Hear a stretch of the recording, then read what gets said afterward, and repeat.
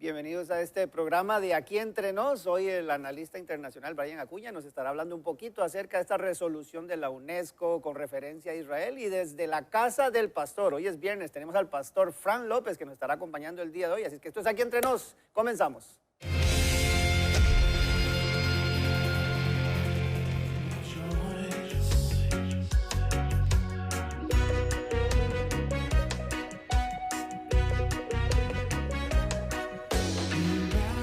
¿Qué tal? Darle la bienvenida a este programa de Aquí Entre Nos. Qué gusto en saludarles. Esa era la música que yo quería. Gracias, Andrés. Estamos viernes, estamos contentos, agradecidos con Dios de la oportunidad de llegar hasta sus hogares.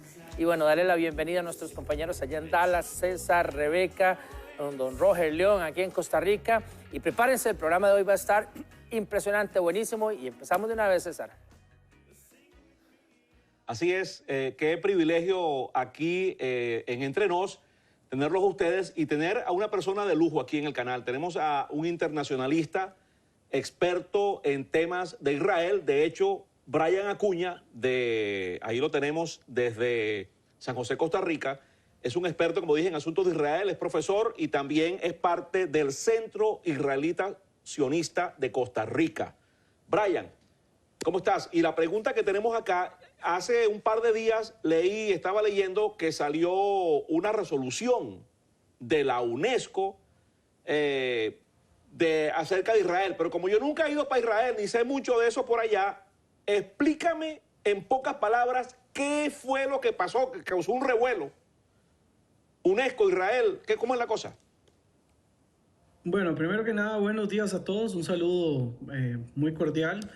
Pues sí, la última resolución que dictó la UNESCO en realidad es una resolución de carácter político que fue aprobada de manera automática por el bloque de países árabes apoyados por países como Rusia y como China, y del cual se niega vínculos propiamente de Israel con el territorio de Jerusalén, ¿verdad?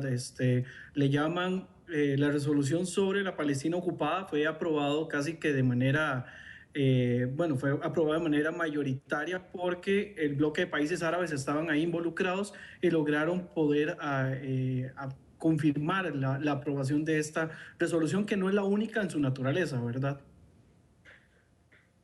¿Cómo es eso? ¿Cómo es eso? ¿Cómo que no es la única? Y explícame eso, que es eso de una resolución política. Sí, bueno, a diferencia de lo que pueda dictar el Consejo de Seguridad de las Naciones Unidas o de la Corte Internacional o la Corte Penal Internacional, las resoluciones que haga la UNESCO, que haga la Asamblea General de las Naciones Unidas, son resoluciones de carácter político, son recomendaciones y no son vinculantes.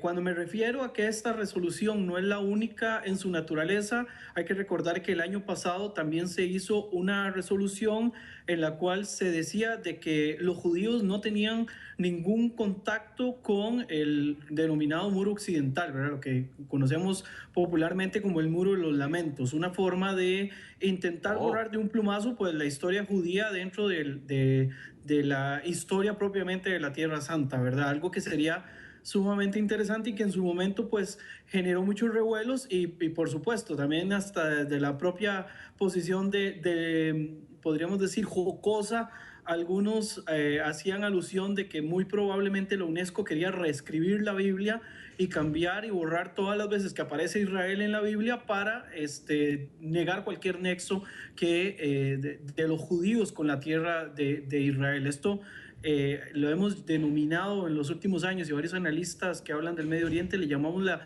cleptohistoria árabe, ¿verdad? En la cual se quiere robar, o la cleptohistoria islámica, en la cual se quiere robar cualquier vestigio, cualquier conexión de los judíos con la Tierra Santa a través de resoluciones que son de carácter político, como esta que estamos discutiendo el día de hoy. Pero ven acá, ¿quién estaba ahí primero? O sea, los pobres islámicos estaban, no los islámicos, perdón, los pobres palestinos, o sea, ¿cómo es la cosa? Ahí estaba quién primero. Explícanos, para los que no sabemos mucho de ese rollo, porque eso es por allá tan lejos. Estaban los muchachos ahí de Palestina y llegó Israel allá no sé cuándo. ¿O fue al revés? Bueno, hay que hacer una cuestión acá histórica que sería bastante compleja para la cantidad de tiempo que tenemos. Aquí sería como plantearse qué estuvo primero, sí. si el huevo o la gallina, ¿verdad? Sin embargo, hay que hacer honor a la verdad. El territorio denominado como Palestino, que conocemos como Palestina actualmente, tiene ese nombre a partir como del siglo II, después de las conquistas romanas y la expulsión de los judíos por parte de los romanos. Fue el nombre que se le puso a un territorio, no es el nombre ni de una nación, no es el nombre de un país, al menos no en el contexto de hace más de 1000 años, de 2000 años, sino que es el nombre que tiene desde el territorio propiamente, el terreno, desde el siglo II. Cuando vienen las invasiones islámicas, se conquistan muchos territorios, dentro de los que se incluyen los territorios que originalmente pertenecían a los israelitas, ¿verdad? Que estaban ubicados en esa zona. Una vez que se cae el último gran gobierno que tuvo islámico la región, que fue el Imperio Otomano, asumen el liderazgo el Imperio Británico a partir del siglo pasado. Cuando se da toda esta cuestión de la partición, se da el acuerdo de Sykes-Picot que divide los territorios coloniales entre franceses y británicos, y dentro de eso se incluye un territorio que los británicos denominan la Palestina británica, que incluía territorios como el que conocemos actualmente como Jordania y los territorios actuales de Israel y los denominados territorios palestinos, que eran parte de un plan de partición que se hizo en 1947 para procurar crear dos estados, un estado judío y un estado árabe, ¿verdad? No se crea como algunos dicen que las Naciones Unidas crearon a Israel y que crearon automáticamente el problema de los palestinos, sino que con el tipo de partición que se hizo, lo que se buscaba era crear un Estado judío, indiferente del nombre que se tuviera, y un Estado para los árabes, adicional a la otra cantidad de estados árabes que se lograron conformar durante las independencias de los grupos árabes en el siglo pasado. O sea, cuando estaba Moisés allá bajando de, ¿cómo se llama? Del monte con las tablitas, ahí, del monte Sinaí, ahí estaban abajo, ¿quiénes? Me imagino que estaban los judíos, ¿verdad? Estaban ahí los muchachos que acababan de pasar de allá de Egipto, correcto. Ahí no estaban los palestinos, ¿sí o no? No. Y cuando estaba Jesús, cuando nació Jesús en Belén, no estaban, ¿o sí estaban? Acá tenemos un tema bastante interesante, porque algunos quieren asociar a los palestinos actuales con los antiguos cananeos o con los antiguos filisteos. Ambos pueblos, los filisteos son originarios del mar Egeo, son pueblos del mar, ¿verdad? Provenientes de Creta y de los sectores indoeuropeos. Y los cananeos eran un pueblo que estaba ahí cerca, en ese territorio, y que tanto cananeos como filisteos finalmente terminan siendo absorbidos y desaparecen como pueblo. Finalmente, digamos, quienes terminan administrando ese territorio son los israelitas. Posteriormente, con las invasiones islámicas, el territorio pasa a manos. Pero posteriormente, ya voy, ¿qué año es eso? ¿Verdad? ¿Cuándo? Ponme fecha, que no sé cuándo me estás hablando. ¿Eso fue cuándo? ¿En el año antes de Cristo? No, ya eso es después de esta era, a partir del siglo VII, cuando se dan las expansiones islámicas, que empiezan a crecer. Una vez que muere Mahoma, empiezan a expandirse por un montón de territorios que llevaron desde Al-Andalus en España hasta Yakarta en Indonesia, que son los mismos territorios que cuando ustedes escuchan hablar del Estado Islámico, esos son los mismos territorios en los cuales ellos quieren establecer un reinado islámico, un califato.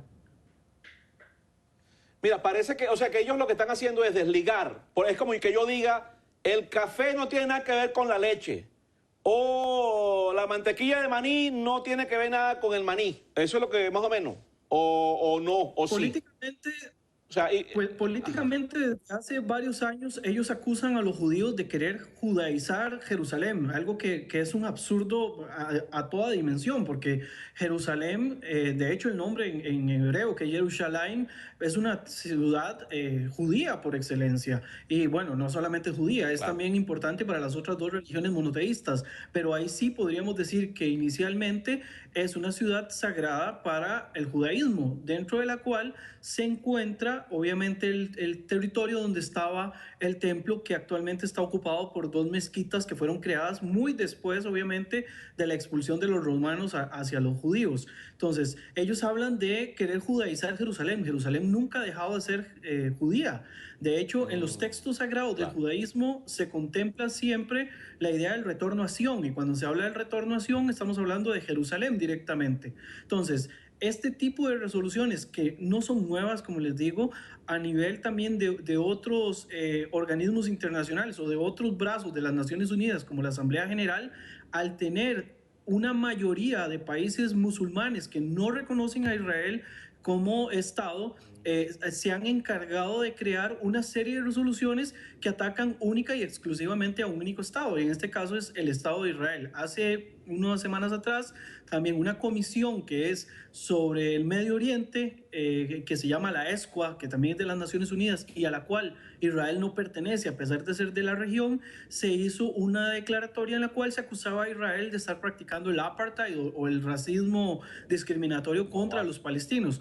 Un grupo político que curiosamente dentro de sus países miembros están el Líbano, Irán, Irak, Siria, países que son flagrantes violadores a los derechos humanos y que le emprenden desde cualquier brazo de las Naciones Unidas única y exclusivamente contra un solo país, y en este caso es Israel. Claro. Mira, entonces vamos a... Okay, ¿y qué entonces podemos hacer? Porque yo me crié viendo a mi tía Trina orando de rodillas siempre por Israel. Se ponía muy contenta cuando la guerra de los 6 días, se ponía muy contenta y no tenía nada que ver con Israel.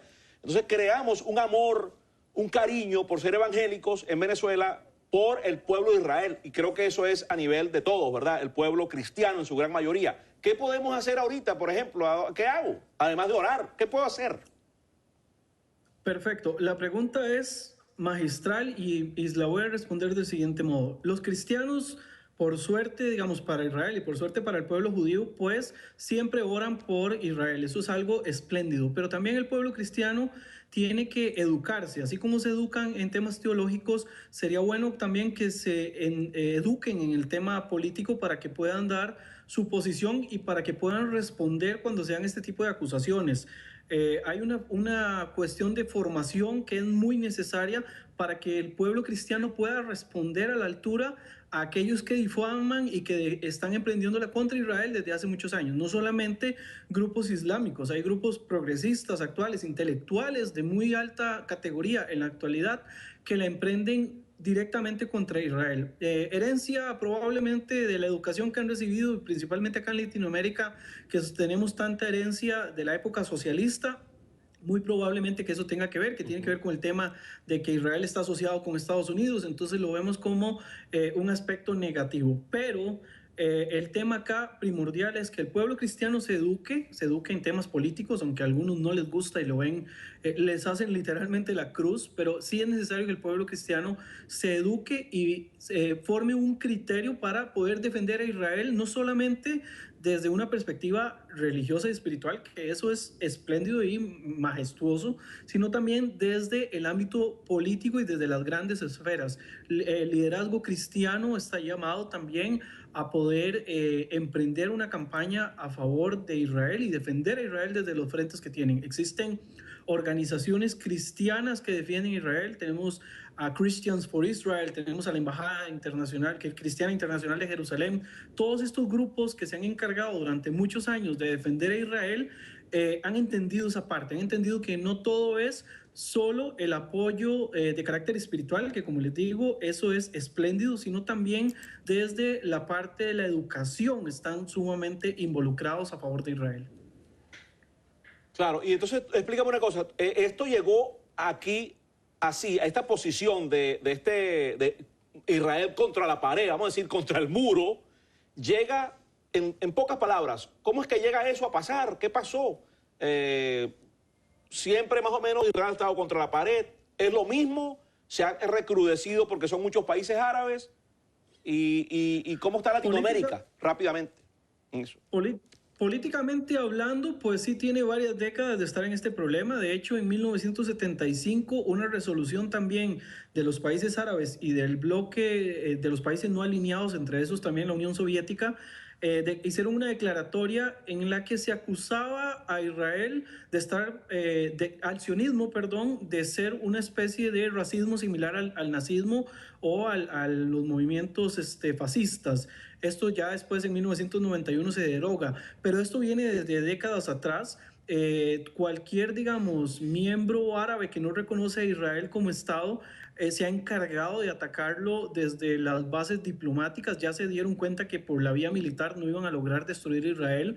Ahora lo han intentado desde la parte tanto diplomática como desde la parte económica a través de un movimiento muy actual que se llama BDS, que quizás no en toda Latinoamérica se conoce, pero que llama al boicot, a la desinversión y a las sanciones contra Israel. Son movimientos de carácter político donde Israel es acusado una y otra vez por un tema que ellos llaman de ocupación, y en realidad si nos metemos en el contexto de qué ha llevado al conflicto tal y como está en la actualidad, nos vamos a dar cuenta de que hubo guerras en 1948, en el 67 y en el 73, donde la opción de los árabes no era crear un Estado para los árabes palestinos, sino destruir Israel. Esa ha sido la gestión. Como desde la vía militar no lo han logrado, ahora hacen una campaña de características diplomáticas y de sanciones económicas.